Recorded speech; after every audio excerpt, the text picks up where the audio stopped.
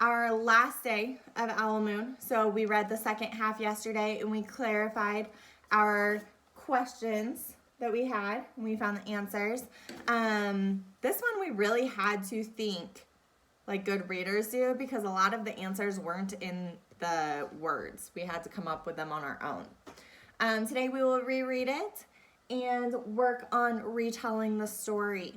So I'm not going to stop as much and we will focus on the characters, the setting, the problem, and the solution. And I want you to think about what the problem in this story is because it's not very obvious. You really have to think about it, okay? So, Owl Moon by Jane Yolen.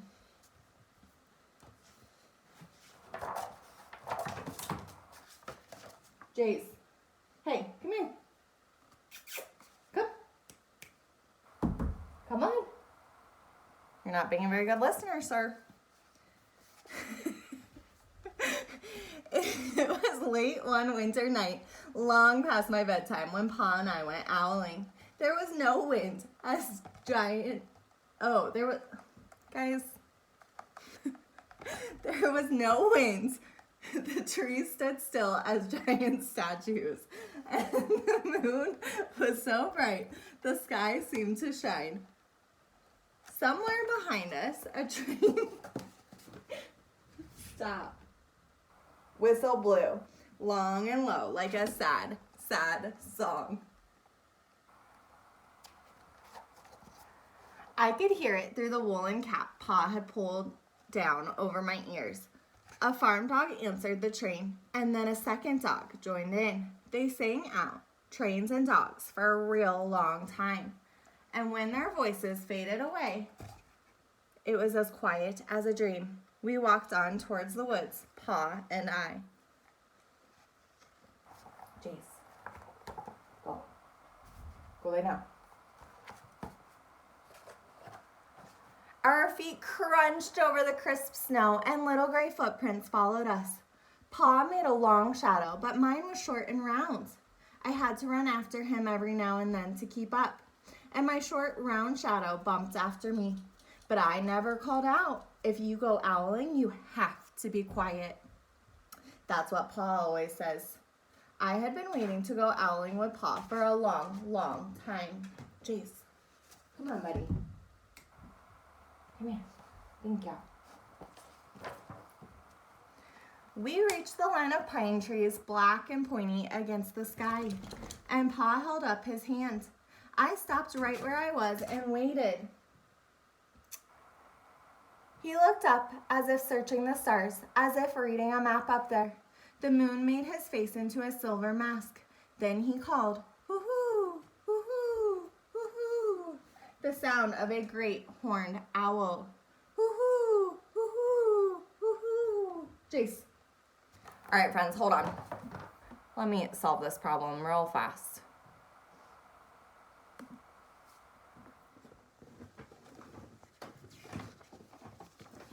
Again, he called out, and then again.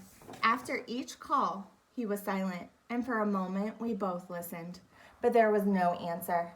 Pa shrugged, and I shrugged. I was not disappointed. My brothers all said, sometimes there's an owl, and sometimes there isn't. Jace, come here. We walked on.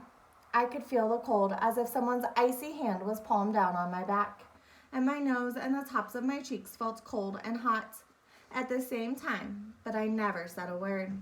If you go owling, you have to be quiet and make your own heat. Jace, come here.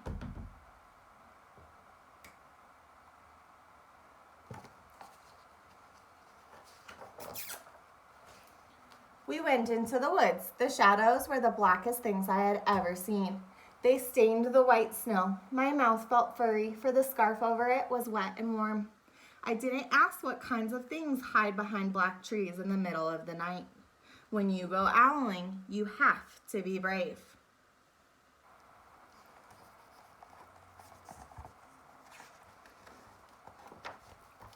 Then we came to a clearing in the dark woods.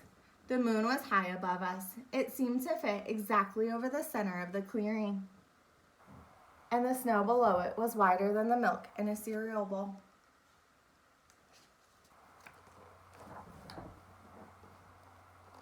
I sighed, and Pa held up his hand at the sound. I put my mittens over the scarf over my mouth and listened hard. And then Pa called, "Woo-hoo, woo-hoo, woo-hoo." I listened and looked so hard my ears hurt, and my eyes got cloudy with the cold. Pa raised his face to call out again, but before he could open his mouth, an echo came threading its way through the trees. "Woo-hoo, woo-hoo, woo-hoo." Jace.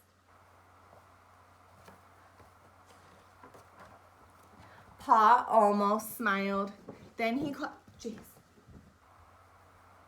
called back, "Woo-hoo, woo-hoo, woo-hoo," just as if he and the owl were talking about supper or about the woods or the moon or the cold. I took my mitten off the scarf off of my mouth, and I almost smiled too. The owl's call came closer from high up in the trees on the edge of the meadow. Nothing in the meadow moved. All of a sudden, an owl shadow, part of the big tree shadow, lifted off and flew right over us. We watched silently with heat in our mouths, the heat of all those words we had not spoken. The shadow hooted again. Jace. Hey.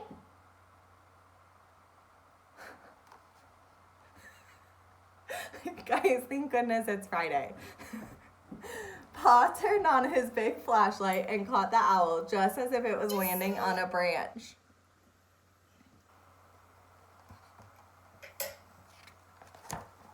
For 1 minute, 3 minutes, maybe even 100 minutes, we stared at one another. Then the owl pumped its great wings and lifted off the branch like a shadow without sound. It flew back into the forest. "Time to go home," Pa said to me.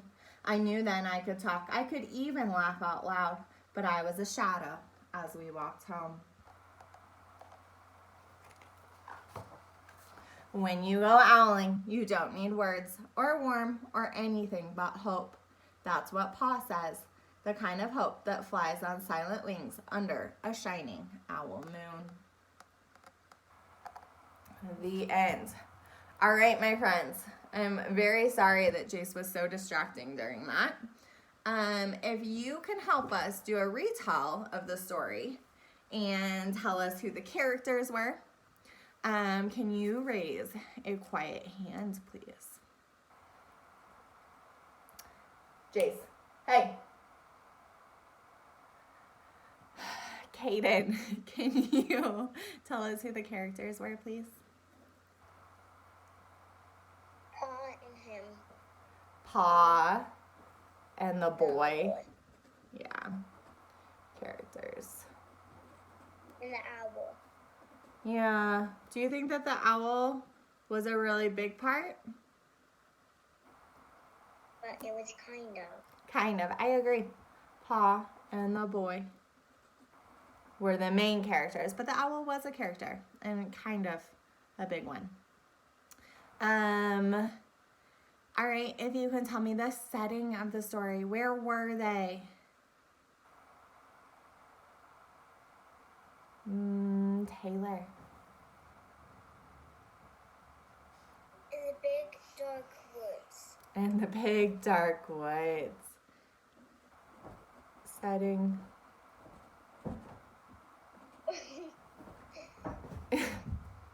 Uh-huh.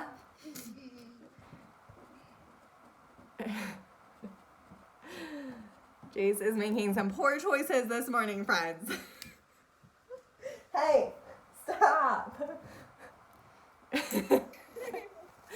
Okay, so I forgot to show you the characters are Pa and the boy, and the setting is the big dark woods.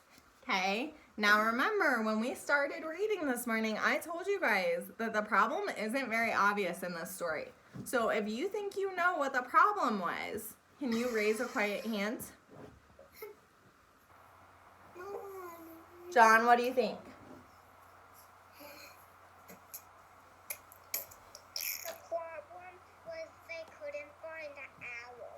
They couldn't find an owl. Okay. Can you guys, I want to see your thoughts. Can you give me a thumbs up if you agree that was the problem of our story, that they couldn't find an owl? I see some friends, some friends who are agreeing, yes, that was the problem. I see some friends who are giving me a thumbs down that they have a different opinion, and that's okay. So if you have a thumbs down, I want to know, what do you think the problem was? Knox, what do you think?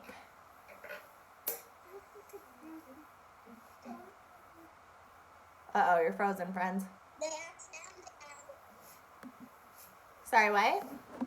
They actually found the owl. Oh, okay, but they did. So you're saying that can't be the problem because they found an owl. Who else had a thumbs down? Brinley, you had a thumbs down. What was your thought?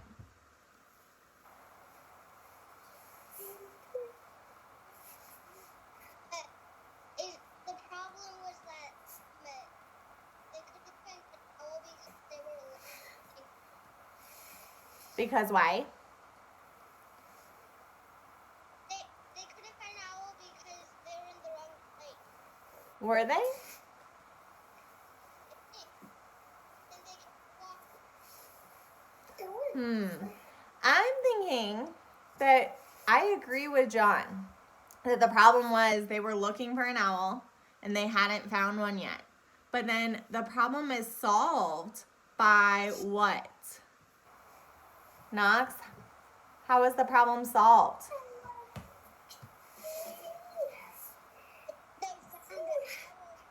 They found the owl. So you were giving a thumbs down because you were actually thinking about the solution, I think. So on our chart, I will put that the problem, they couldn't find an owl, and the solution, they found the owl at the end, right? Like that. All right, friends. So we got the characters, we got the setting, we got the problem, and we got the solution. So those are our big parts. We've talked through the events every single day this week. So we are going to skip that one because we're running out of time. But next week we are starting research projects. And so I'm going to model my research project. And what animal do you think we are going to be reading about? Grant? I think Uh-oh, hold on. Somebody's not muted. Karis, honey. I think turkeys. You think what? Turkeys. Turkeys. Research turkeys? Okay. Oh, is that what you want to research? I don't know. I'm just wondering what the animals doing. Oh, okay. You guys will have to come on Tuesday and watch the writing mini lesson on Monday to see what animal I picked. Okay? So I'm going to let you hit unmute and say goodbye, and I hope you guys have a really good weekend.